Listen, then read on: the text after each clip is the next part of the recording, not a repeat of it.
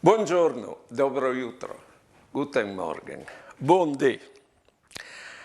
Zev Molinar mi ha contato che si è insumiato di morire.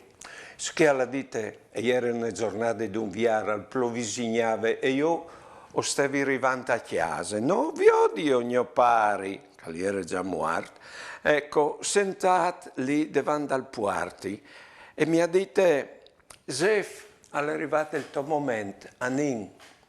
Mi ha chiappato per un braccio e mi ha accompagnato dentro tal puarti.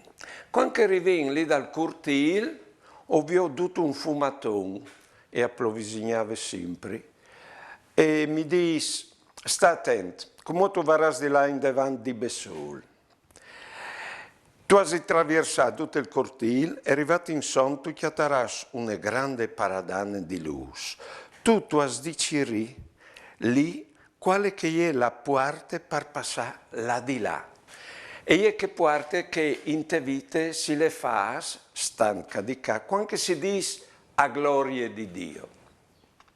Ma io poi alla dite, Zef, prendi pure, prendi freddo, va là, non stave pure, tu chiamini sempre e non sta fermati. Sicché alla dite, sui lati, attraversato plan plan il cortile, intanto sentivi la sua voce da ora di me che diceva avanti, va.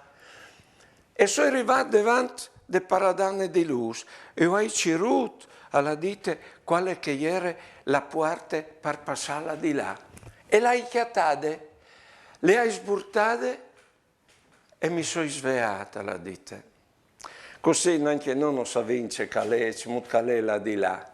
Però se vengono robe, ci moet che si faccia passare di là. Col dì a gloria di Dio. Buone giornate e buone vite.